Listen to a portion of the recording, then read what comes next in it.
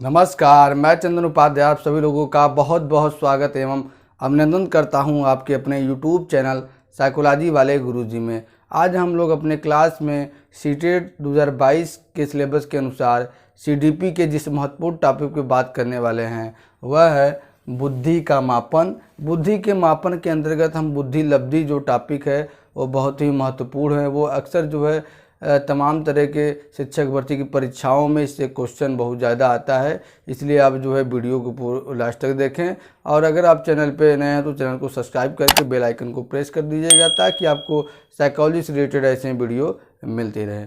तो आइए क्लास को शुरू करते हैं और समझते हैं कि बुद्धि का मापन क्या रहा है, बुद्धि के मापन का इतिहास क्या रहा है और बुद्धि लब्धि क्या होता है, बुद्धि लब्धि कैसे निकाला जाता है, इसका सूत्र क्या है। देखिए, बुद्धि का मापन क्या होता है, यानी कि बुद्धि को मापने का जो पैमाना होता है उसे बुद्धि का हम मापन करते हैं।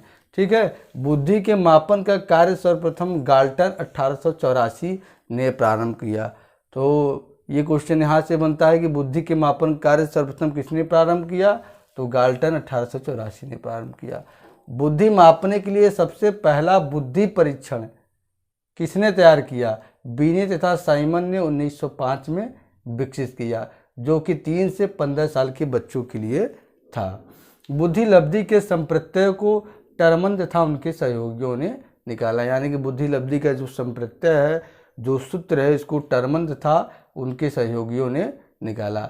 स्टर्न ने मानसिक लब्धि के संप्रत्यय को निकाला। ठीक है, स्टर्न ने मानसिक लब्धि, उनका मानसिक लब्धि क्या सूत्र था, मानसिक लब्धि का सूत्र था मानसिक आयु बटे वास्तविक आयु। ठीक है, उसको इन्होंने मानसिक लब्धि दिया, जहां इन्होंने मानसिक आयु को प्रमुख आधार माना व्यक्ति की बुद्धि को निर्धारित करने में।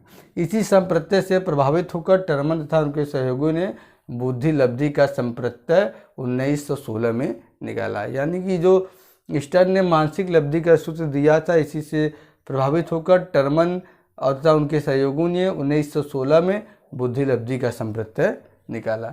बीने ने मानसिक आयु के संप्रत्यय को निकाला, यानी कि जो बीने तथा साइमन महोदय थे उन्होंने मानसिक आयु के संप्रत्यय को निकाला कि मानसिक आयु कैसे निर्धारित किया जाता है, इसके संप्रत्यय को निकाला।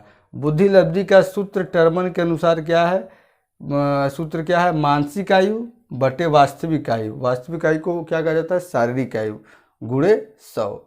160 में कट में कहा जाता है एम में अपन CA गुणे 100, जहाँ MA बराबर मेंटल एज यानी कि मानसिक आयु, CA बराबर क्रोनोलॉजिकल एज यानी कि वास्तविक आयु।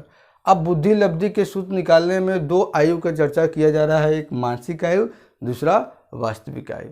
वास्तविक आयु से तात्पर्य आपकी शारीरिक आयु से है, यानी कि इसको वास्तविक आयु को तैथिक आयु भी कहते हैं, यानी कि अभी जो आपका रियल एज है उसको आपका वास्तविक आयु माना जाएगा। मान लीजिए आप 10 साल के हैं तो 10 साल आपका वास्तविक आयु माना जाएगा। और मानसिक आयु का पता लगाने के लिए इन्होंने परीक्षण तैयार किया है। अगर उस परीक्षण को, अगर मान लीजिए कोई 10 साल का बच्चा है, वो 6 साल के लिए निर्धारित प्रश्नों, जो 6 साल के लिए जो वैज्ञानिकों ने निर्धारित प्रश्न किए हैं मानसिक आयु पता करने के लिए, अगर उसको वो हल कर देता है तो उसकी मानसिक आयु 6 साल मानी जाएगी। मान लीजिए 6 साल का बच्चा है, वो 10 साल के निर्धारित प्रश्नों को हल कर देता है तो उसकी मानसिक आयु 10 साल मानी जाएगी। तो यही मानसिक आयु मानसिक आयु जब आप निकाल लेंगे, इन्होंने परीक्षण बनाया मानसिक आयु, उसमें कुछ प्रश्न रहते हैं, उस प्रश्नों को हल करेंगे आप, हल करने के बाद आपकी मानसिक आयु निकल जाएगी।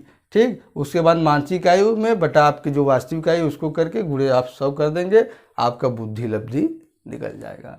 ठीक, अब जब इतना काम कर लेंगे तो उसके बाद जो स्कोर आएगा, अब ये जो पैमाना बनाया गया है उसमें आप देखेंगे कि किस पैमाने के अंतर्गत इसमें आता है, वही आपकी बुद्धि लब्धि आ जाएगी। मान लीजिए कि आपकी बुद्धि लब्धि 110 119 के बीच में आ रही है, तो क्या है, आप श्रेष्ठ बुद्धि वाले माने जाएंगे। इन्होंने ये पैमाना बनाया, इसको हम देख लेते हैं। देखिए 140 या इससे अधिक जितने भी व्यक्तियों की बुद्धि लब्धि होती है, इसको प्रतिभाशाली माना जाता है, जीनियस माना जाता है, प्रखर बुद्धि माना जाता है।